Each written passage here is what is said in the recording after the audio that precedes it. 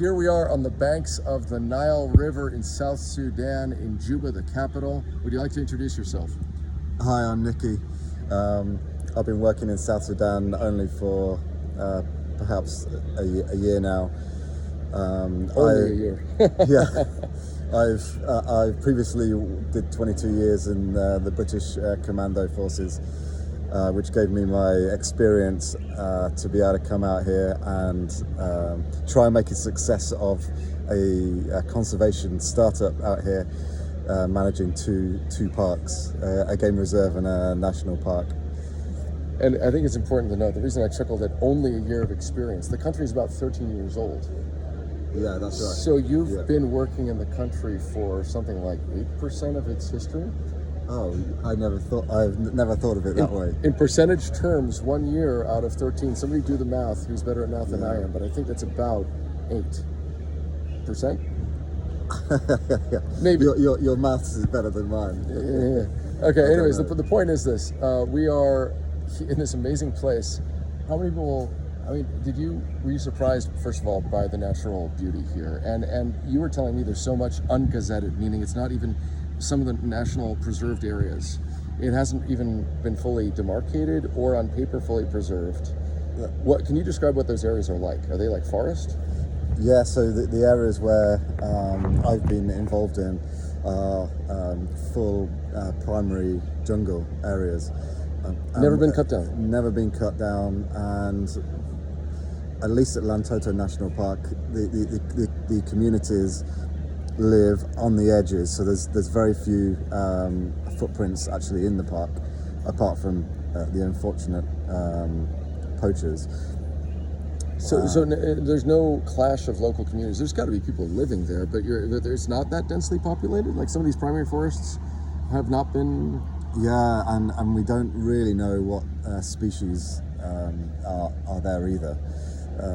You mentioned one legendary. Sorry to interrupt, but one we can't forget to mention this. A legendary black forest where people don't come out of. That's right. There's Lantoto National Park, and then just to the side of it is an area called the locals call it Black Forest, and I believe legend has it that if you go in there, you don't come out. So one of our tasks, maybe because the park hasn't been gazetted, because it was previously written in Sudanese law, but it's not written in South Sudanese law, that potentially there's the opportunity to expand into the Black Forest, and let's see what is there. So let's tie a few things together, because some people might have stumbled across this because they saw the keywords or the keywords appeared. 22-year commando veteran. You've done things like jump out of planes. You've done the scuba stuff. You've done all the all the glamorized, all that lovely stuff. Now, we could get into the details of also the other stuff that you explained last night, but I think the viewers might be more interested to know, how does that tie in with saving animals? Which life skills did you acquire over 22 years? The ultimate job of the military is to, what is it? Kill people and break things. How do you, I'm glad you're laughing at that.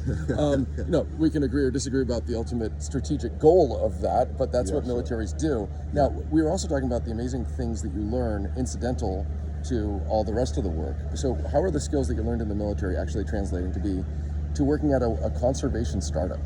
Well, yes, I kind of laughed, and I agree with the strategic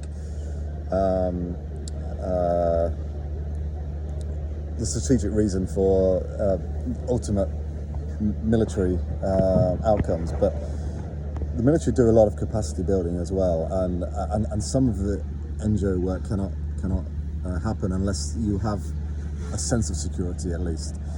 But within the military, there's apart from at the pointy end, which is the smallest, sometimes the smallest part of the military, in deployments, you have a vast plethora of support arms and support services, and as you do progress through your career, you do touch on these aspects. So you might end up being a quartermaster, so you learn about logistics, which is key in working in environments such as South Sudan, where the road infrastructure isn't great, and it can take days just to move a couple of 100 kilometers. So HR, you were saying how to manage people, how to select people, how to groom and teach people, legal aspects, logistics, accounting, even budgeting. All these things you actually acquired in the uniformed military services. Yeah? Yes, all of them. My working life has, since university, been in the military, except a year, some previous experience directly after leaving the British Army. That I also did a year in conservation in the Congo prior to coming here. And so that explains how military experience ties in with your work now. You're working on the security aspects of what the NGO workers are doing, but you also have learned other skills that you can bring into this entity. Why don't we talk about how it is that an NGO can be getting the work of managing national parks? Is the government basically contracted it out to this charity?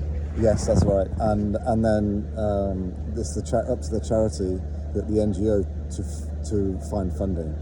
And I think this is a critical aspect for, especially the economy for South Sudan, in that because the economy was originally based very much on oil, but because of the conflict in Sudan, they had to turn the pipeline off. So actually, none of the civil service or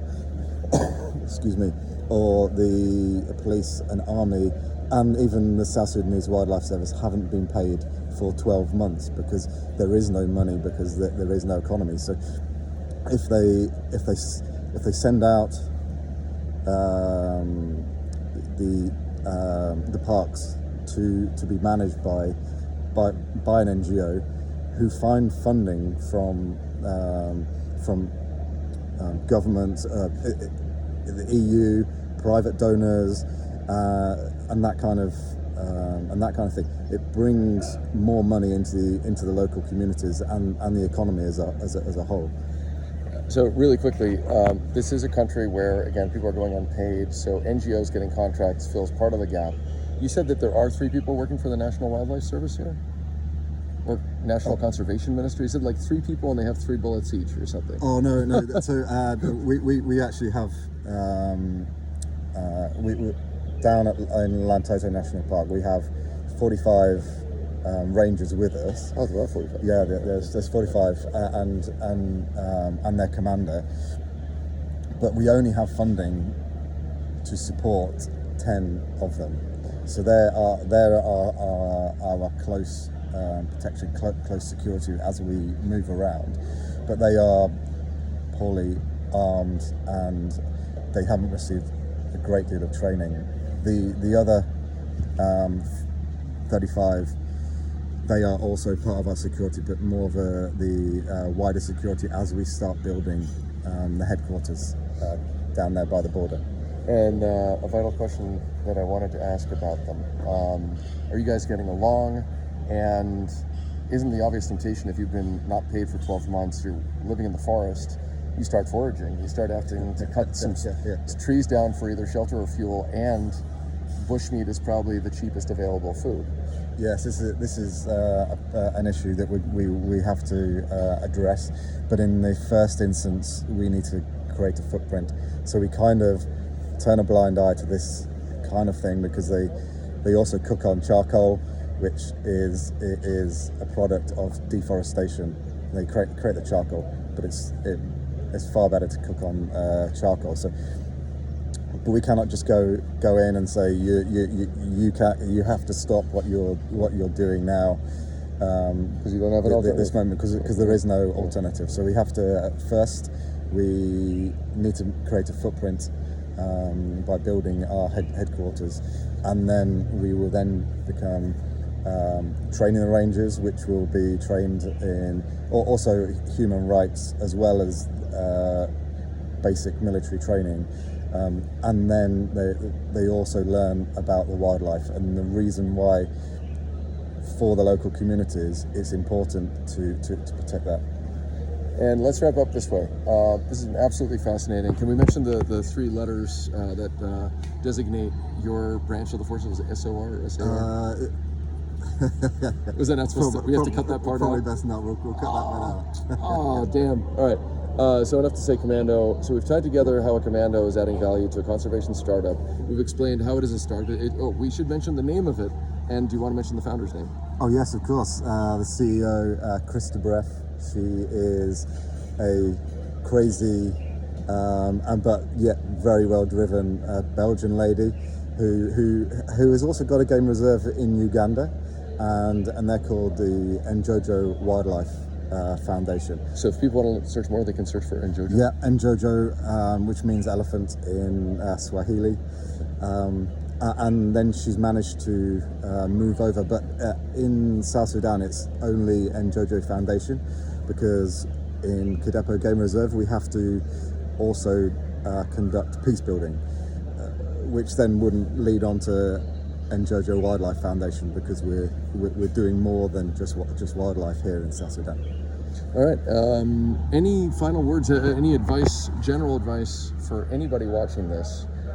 You're in a bit of a startup nation, a bit of a startup country, working for a startup in a place with a lot of extreme challenges. Yes. Unpaid civil service.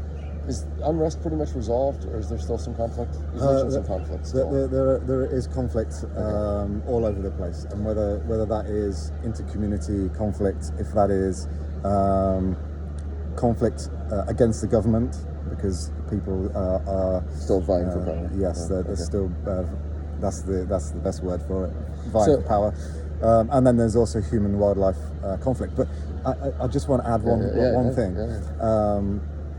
There has just recently been a study with some collaring of animals over the last couple of years, and South Sudan has the biggest migration of land animals in the world. What? Yeah. Bigger than the Serengeti? Bigger than the Serengeti. What? What kind of animals? But we're only just... what kind of animals are in the world? Well, the predators, the antelopes, the giraffes, and it's... so it's really exciting here in South Sudan, and we really just need to help support this young country, and also support the young NGOs who are trying to make a go of things. I got to say one last fact. We met on the plane flying here. Yes. I've learned to sometimes just strike up conversations because they lead to a story that you couldn't have even imagined when you got on the plane. And my first reaction was, dude, why do I have to go back and teach in Boston? I mean, I love you guys, my students, my colleagues, all that, sense of mission and all that at Babson, great campus, great school. But man, how often do you get to be in a country that's just been formed 13 years ago in a place with these extreme challenges, and in forests where maybe the local people might know what's there somewhat, but to a lot of the world, it's a blank spot on the map. Kudos to you. I'm excited. I'm jealous. I wish I could just cancel my plans and stay here. But maybe I will come back and visit. I think we should make plans for a longer trip where I can actually get into the field and take this show on the road into the forests of South Sudan. And we'll go on the road into the forest with the rangers. Inshallah. We'll see if that's actually possible. Should we just end with the pan of the Nile River? This is the Nile River! Yeah. Okay, any final words? How do you normally say goodbye to your friends?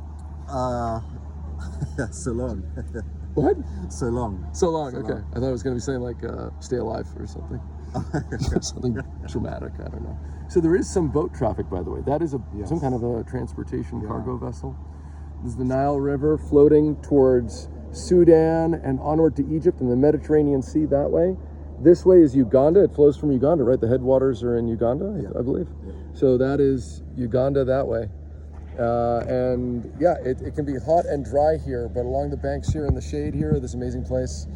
Should we mention the name of the place? Yeah, this is Afex, which does house some other NGOs, and they have office space as well as accommodation, but they have this amazing riverside bar and restaurant. I would turn it around to show the pavilions, but unauthorized photography is prohibited. And then I wouldn't be able to post it, so there's not much point. Anyways, so enjoy the view of the Nile, and we're going to sign off. So long. See you.